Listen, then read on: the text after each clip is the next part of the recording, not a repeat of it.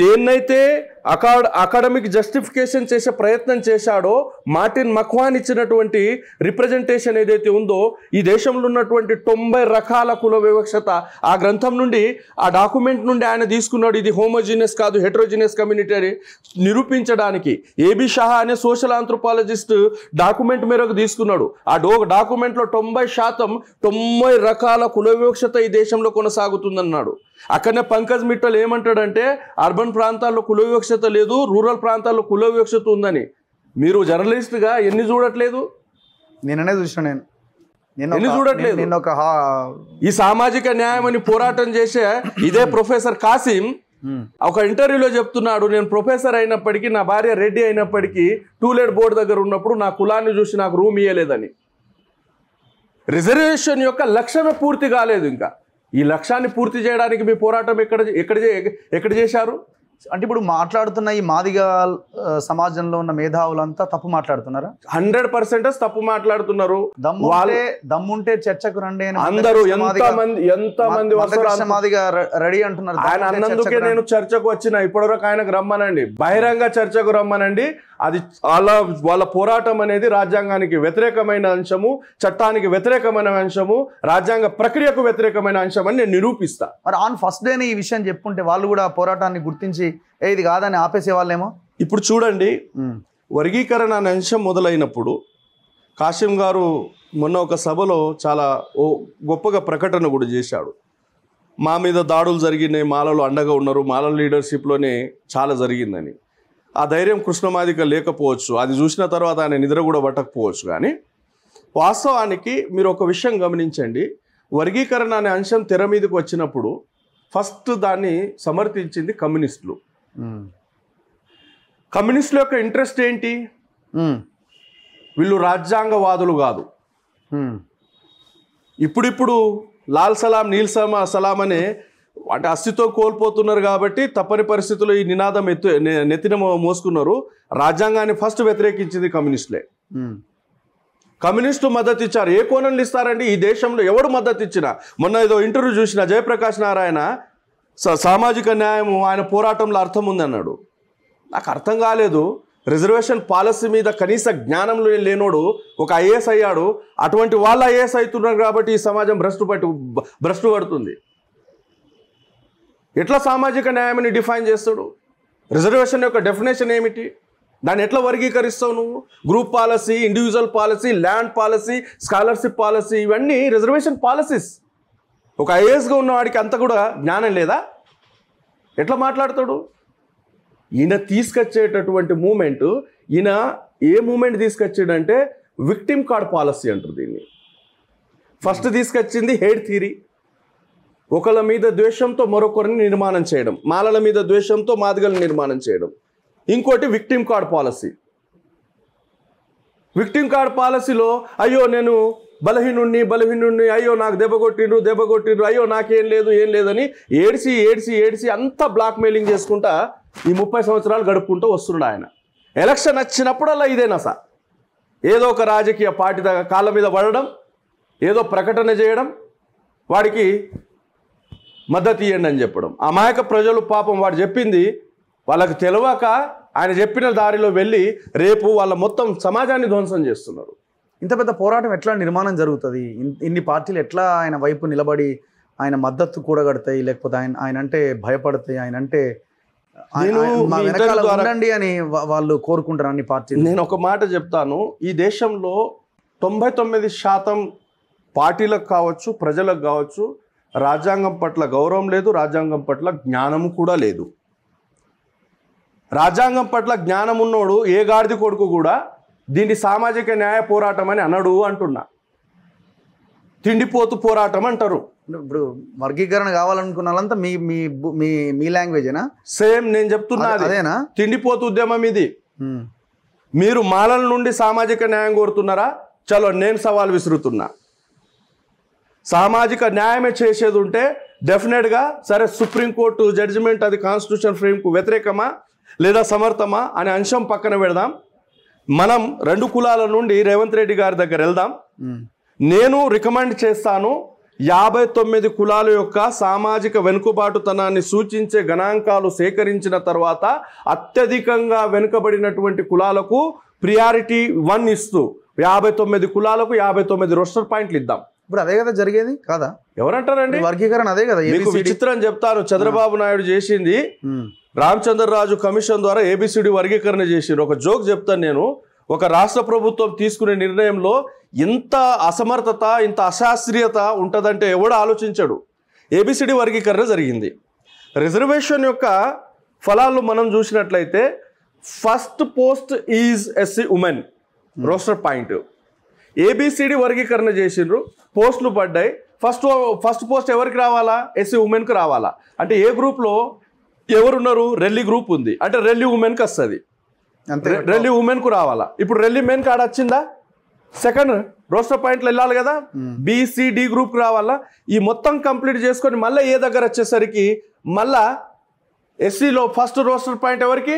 ఉమెన్కు. మళ్ళా రెల్లి ఉమెన్కే వస్తుంది.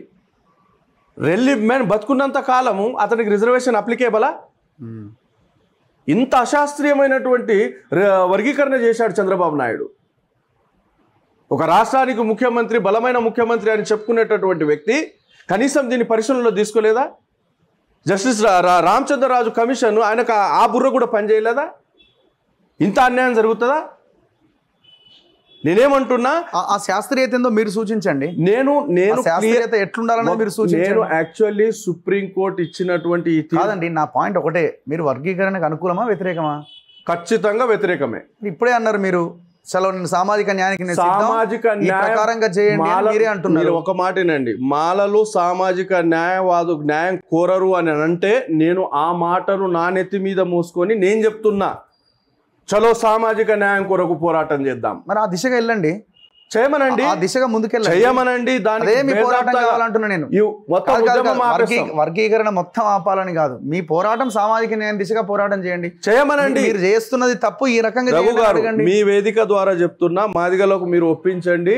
59 కులాలకు 59 రోస్టర్ పాయింట్లు ఇచ్చి అత్యంతగా వెనుకబడిన కులాలకు మొదటి ప్రాధాన్యత ఇస్తూ వర్గీకరణ చేయమందాం. సరే, ఇది రాష్ట్ర ఇప్పుడు మీకు ఒక విషయం చెప్తా. రేవంత్ రెడ్డి గారు ఏదో ప్రకటన చేసిండు. వాస్తవానికి రేవంత్ రెడ్డి గారు ప్రకటన చేయలేదు, మాలల్ని అవమానపరిచిండు. అక్కడ సుప్రీంకోర్టు జడ్జిమెంట్ రావడం ఆలస్యం, సెకండ్ ఫ్రాక్షన్లో అసెంబ్లీలో ప్రకటన చేస్తుండంటే ఆయన ఈ రాష్ట్రానికి ముఖ్యమంత్రి ఇంకేమన్నా ఎట్లా చేస్తాడు? సుప్రీంకోర్టు ఇచ్చిన జడ్జిమెంట్ను అడ్వకేట్ జనరల్ సమక్షంలో సమీక్ష చేయాలా, తెలుసుకోవాలా అంశాలేంటి. ఒక రాష్ట్రానికి ముఖ్యమంత్రి ఇష్టం వచ్చినట్టు ప్రకటన చేయడం అంటే మాలల్ని అవమానించడం కాదా? ఇప్పుడు ఇమీడియట్గా ఆయన ఏదో క్యాబినెట్ సబ్ కమిటీ వేసిండు.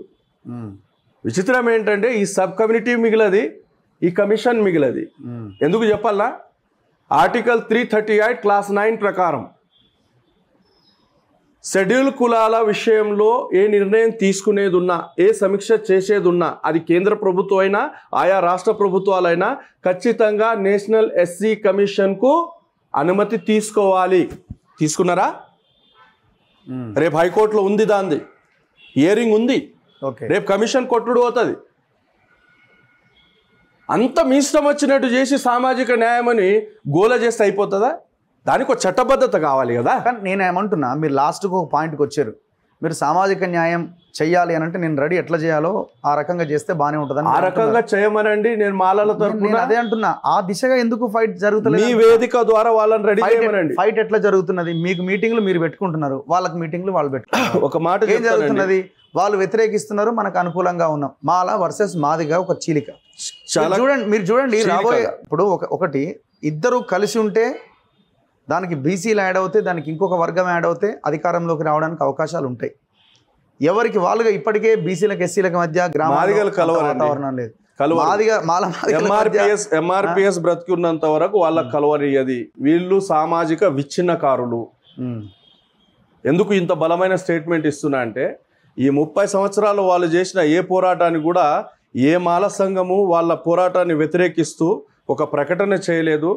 లేదా గవర్నమెంట్ దగ్గర కాంపిటీషన్లో మేము కూడా అదే రోజు పెడతామని ఎక్కడ కూడా అనుమతుల కొరకు ప్రయత్నం చేయలేదు. 30 సంవత్సరాల తర్వాత ఒక బలమైన మీటింగ్ మాకు, అది కూడా మేము ఆత్మగౌరవం పేరిట పెట్టుకున్న మీటింగ్. అది ఇమీడియట్గా ఈనాడు పేపర్లో ఎంఆర్పిఎస్ వర్గాలు అదే రోజు అదే గ్రౌండ్లో మీటింగ్ ఉందని ప్రకటన చేసింది. ఎంత సామాజిక విచ్ఛిన్నకారులు వీరు. ఏ రోజైనా ఏ మాల సంఘమైనా మీ మీటింగ్లను అడ్డుకున్నదా? విశ్వరూప సభ అని పెడుతువి, కురుక్షేత్ర యుద్ధ సభ అని పెడుతువి, ధర్మయుద్ధ సభ అని పెడుతువి. ఎక్కడన్నా అడ్డుకున్నామా? ఒక్క మీటింగ్ జరిగితే తట్టుకోలేనటువంటి వీళ్ళు రేపు వీళ్ళు కలిసేదా? మాలమాల గారు కలవరా ఎప్పటికీ? నేను చెప్తున్నా, ఎంఆర్పిఎస్ నాయకులు ఈ మందకృష్ణ తిండిపోతు బ్యాచ్ బ్రతుకున్నంత వరకు ఇది జరగని పని. మాదిగల్లో ఒక సాంస్కృతిక విప్లవాన్ని తీసుకొచ్చే ప్రయత్నం చేస్తున్నటువంటి విశారదన్ మహారాజ్ లాంటి వాళ్ళు రేపు లీడ్ తీసుకున్నట్లయితే డెఫినెట్లీ రానున్న కాలంలో పొలిటికల్లీ ఈ కులాలు కలిసే అవకాశం ఉండొచ్చు గాక. ఎందుకు వాళ్ళలో ఇంటలెక్చువల్ లేరా? ప్రొఫెసర్ గాలి వినోద్ కుమార్ ఎప్పుడో వర్గీకరణ మూమెంట్ అప్పుడు ఒక లా యూనివర్సిటీకి డీన్గా పనిచేసినటువంటి వ్యక్తి, ఆయన స్పష్టంగా చెప్పిండు, ఈ వర్గీకరణ అనే పోరాటము రాజ్యాంగానికి వ్యతిరేకమైన పోరాటం, ఇది జరగనటువంటి అంశమని. అతని మీద దాడి చేసి ఆయన నోరు మోయించారు. మీరు రేపు మీ మీద కూడా ఏమన్నా అటాక్ జరగవచ్చు, చేయమని సిద్ధంగా ఉండాలి. అటాక్ అంటే వాళ్ళు మీ దగ్గరకు వచ్చి ఎట్లా మాట్లాడినామని చేయమనండి. అటాక్ అంటే కొడతారని కాదు. నేనేమంటున్నా, బహిరంగ ఏ చర్చకైనా నేను సిద్ధం. మీరు మాలల మీద చేస్తున్నటువంటి ఆరోపణలను తిప్పికొట్టే క్రమంలోనే ఆయా నాయకులను తప్ప నేను ఒక కులం యొక్క ఫ్రేమ్ను ఎక్కడా ఇది చేయలేదు. నేను చాలా మీటింగ్లో చెప్పిన, నాకు మాదిగ కులం పట్ల వ్యతిరేకత ఉన్నట్లయితే నేను డెఫినెట్లీ విశారదన్ మహారాజ్ను కూడా కార్నర్ చేసేది, ప్రొఫెసర్ కదిరి కృష్ణను టార్గెట్ చేసేది, ప్రొఫెసర్ గాలి వినోద్ కుమార్ను టార్గెట్ చేసేది. మేము అలా చేయలేదే. వాళ్ళు కులంలో ఒక మంచి పోరాటం తీసుకొస్తున్నటువంటి వాళ్ళు. గాలి వినోద్ కుమార్ గారు ఏ రోజో ప్రకటన చేసిండు, ఇది జరగనటువంటి అంశం, ఇది జరగాలంటే దీని ప్రకారమే జరుగుతుంది, దీనికి సిద్ధంగా అండి అంటే ఆయన మాట ఎవడు పట్టించుకోవాలా. ఎందుకొరకు ఇన్ని రోజులు నాలాంటోడు సైలెంట్ ఉన్నారంటే ఆ కమ్యూనిటీలు లేరండి. ఇప్పుడు ఒక సింగర్ ఉన్నాడు మత్స దేవేందర్ అని, ఆయన రాసినటువంటి పాటలు రెండు కులాలని ఏకపరుస్తూ బాబాసాహెబ్ యొక్క గొప్పతనాన్ని చెప్తూ పాటలు రాలేదా? మీరు ఇనే ఉండొచ్చు, ఏమైపోయే వాళ్ళము అంబేద్కర్ లేకుంటే. ఆయన రేంజర్లో వాడినట్టున్నారు. అటువంటి చాలామంది ఇంటలెక్చువల్స్ కావచ్చు, కళాకారులు కావచ్చు, వాళ్ళని దృష్టిలో పెట్టుకొని దీన్ని మేము ఎప్పుడు అంశంగా తీసుకోలే.